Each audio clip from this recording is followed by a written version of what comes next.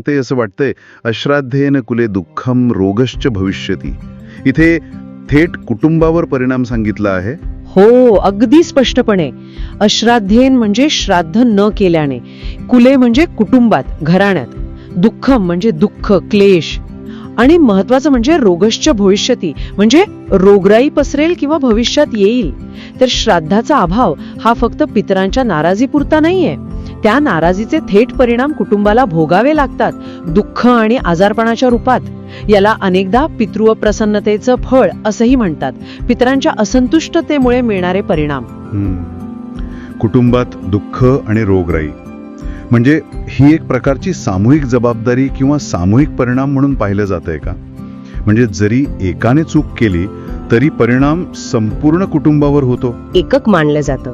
एखाद्या व्यक्तीच्या कर्माचा परिणाम चांगला किंवा वाईट तो पूर्ण कुटुंबावर होतो. ही श्रद्धा खूप खोलवर रुजलेली आहे. श्राद्धाकडे बघण्याचा दृष्टिकोनही याच विचारातून आलेला दिसतो. हे फक्त वैयक्तिक कर्तव्य नाही तर कौटुंबिक कर्तव्य आहे. त्यामुळे ते न केल्यास येणारे परिणामही संपूर्ण कुटुंबाला भोगावे लागतात असं मानलं जातं. हे एका अर्थी कुटुंबाला एकत्र बांधून ठेवण्यासाठी पण महत्वाचं ठरलं असेल, नाही का? सामूहिक जबाबदारीची भावना. हो, हे खरंय. आधुनिक काळात व्यक्तिवादावर जास्त भर असतो, त्यामुळे ही संकल्पना थोडी वेगळी वाटते खरी. आणि हे परिणाम अजून म्हणजे काय म्हणतात त्याला विशिष्ट होत जातात असं दिसतंय.